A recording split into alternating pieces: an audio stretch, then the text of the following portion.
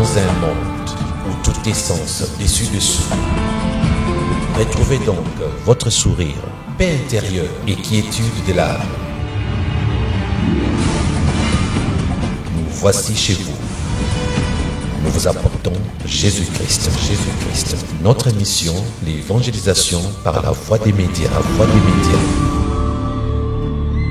Retrouvez-nous tous les jours sur ces numéros +243 81 75 39 500. Christianity Church, l'église chrétienne. Nous sommes la fréquence céleste.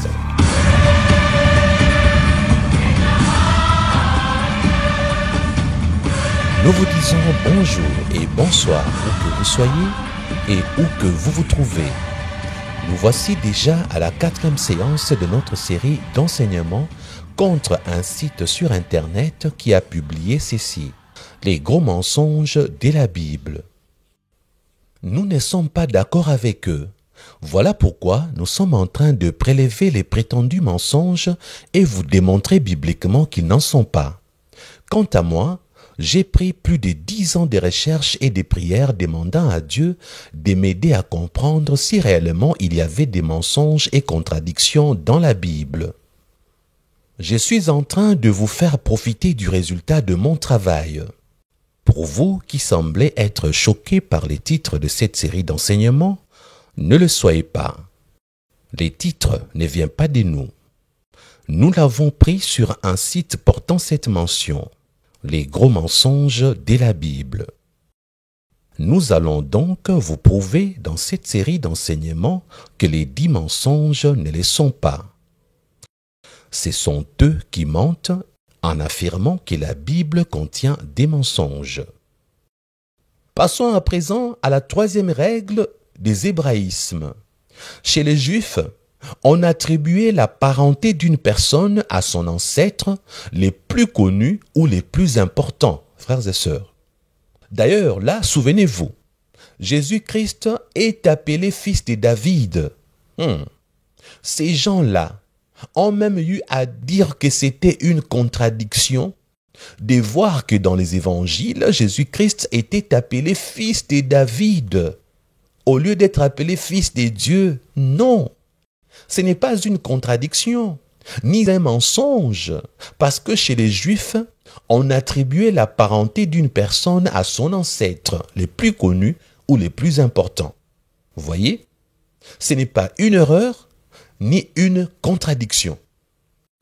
Si vous lisez Luc chapitre 18, verset 38, vous allez découvrir qu'on appelait Jésus fils de David, parce que David fut un grand homme de Dieu, qui était fidèle à Dieu.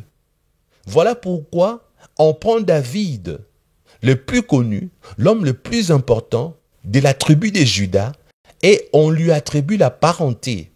Jésus, fils de David. Et ce n'est pas fini. Si vous lisez Jean, chapitre 8, verset 39, les Juifs se réclamaient également être fils d'Abraham.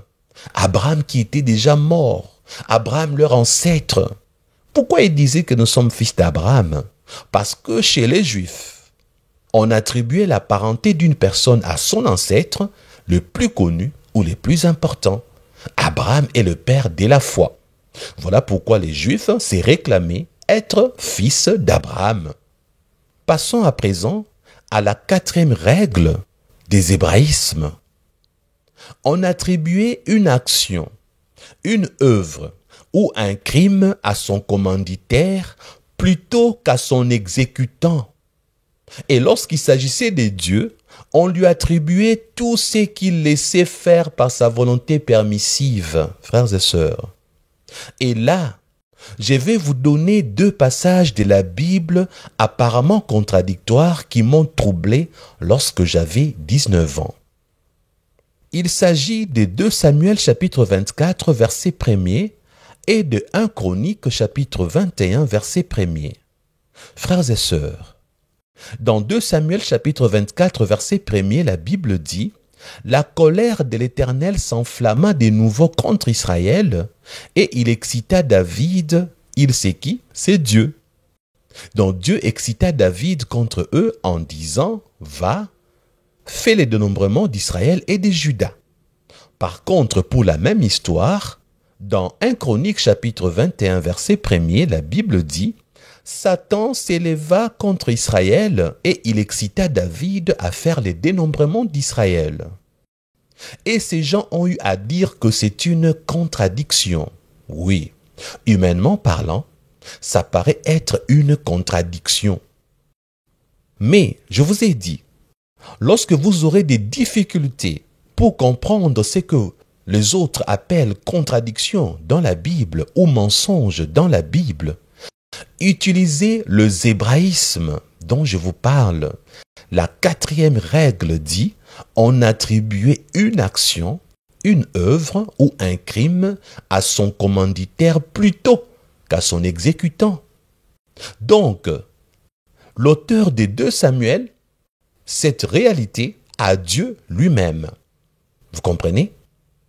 Parce que Dieu s'était fâché, parce que Dieu était en colère et il a excité David. Mais au fond, qui va pousser David à faire les dénombrements? Ce n'est pas Dieu, c'est Satan. Voilà pourquoi l'auteur des Chroniques dit directement que c'était Satan qui s'était levé contre Israël et non pas Dieu. Ils ne se contredisent pas. Dans les hébraïsmes, chacun choisit sa perspective, l'angle dans lequel il veut aborder et raconter l'histoire.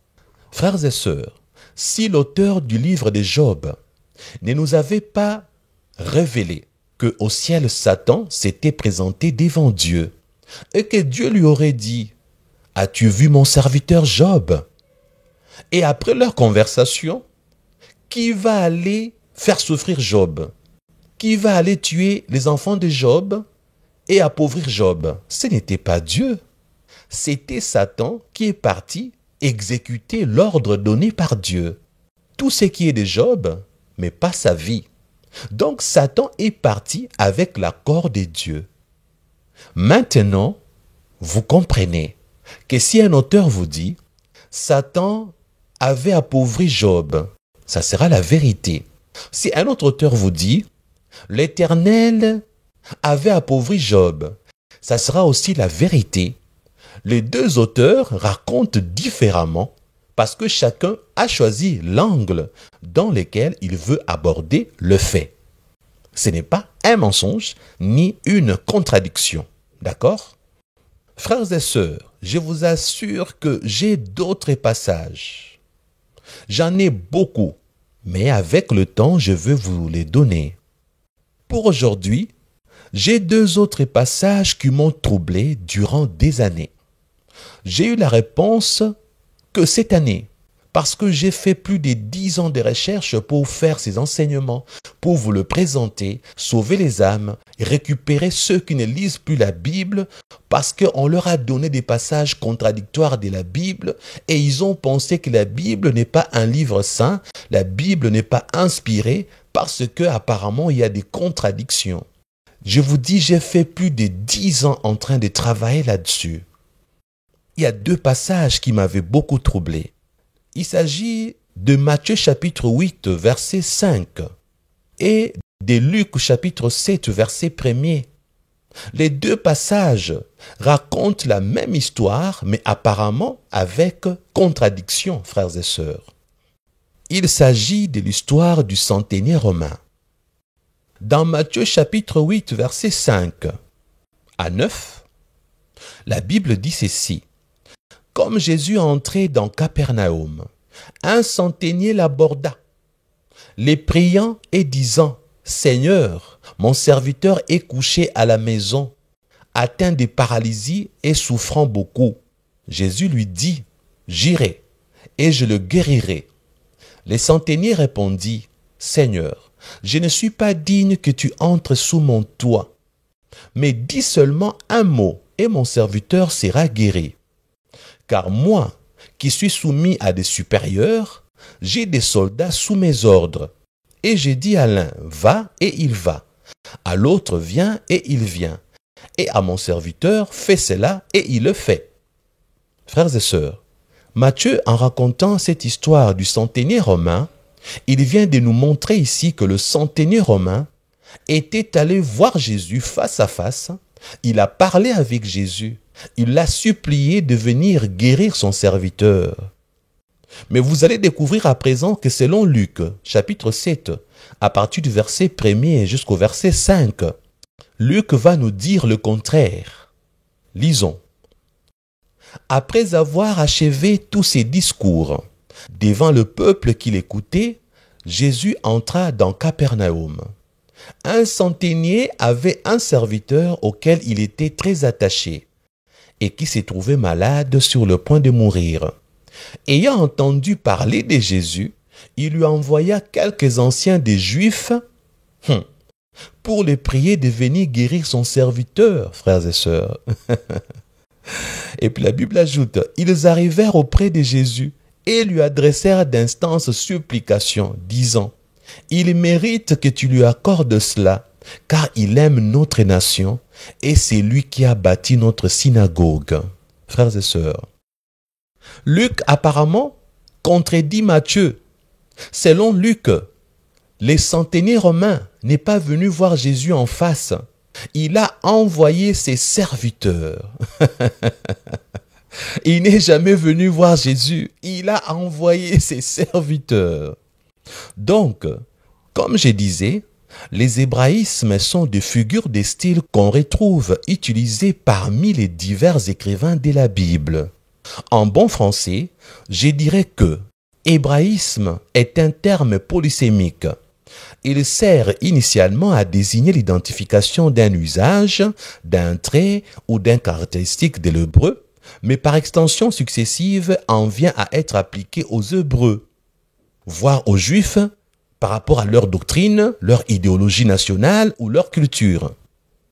Et la quatrième règle des hébraïsmes que je vous ai donnée tout à l'heure disait, chez les Juifs, on attribuait une action, une œuvre ou un crime à son commanditaire plutôt qu'à son exécutant. On attribuait une action ou une œuvre à son auteur, la personne principale. Exemple, les centeniers romains, c'est lui qui dit à ses serviteurs, allez voir Jésus. Parlez à Jésus de venir guérir mon serviteur. C'est ainsi que Luc va choisir de raconter les détails. Donc, nous avons Matthieu, nous avons Luc. Pour Matthieu, il prend la décision de dire que le centenier romain est parti lui-même voir Jésus. Parce que c'est lui qui veut que Jésus guérisse son serviteur malade. Quant à Luc, il choisit de dire que le centenier romain avait envoyé ses serviteurs parce que c'est lui qui voulait que Jésus guérisse son serviteur. Et Matthieu et Luc, les deux racontent la même histoire véridique. Parce que la vérité est que c'est le centenier romain qui demande à Jésus de guérir son serviteur. Les serviteurs envoyés ne viennent pas dire autre chose à Jésus que ce que le centenier romain leur a demandé de dire à Jésus. Donc Luc a décidé de parler des serviteurs partis voir Jésus. Matthieu a décidé d'attribuer à ce centenier romain ces propos de la demande de la guérison de son serviteur. Frères et sœurs, notez bien, dans les hébraïsmes, il appartenait à l'auteur de faire le choix de quelle figure de style il allait utiliser. Aujourd'hui, nous vous avons donné 3 règles des hébraïsmes. Nous allons continuer prochainement avec d'autres règles. Pour finir notre enseignement du jour, notre petit dernier mot habituel n'est autre que merci.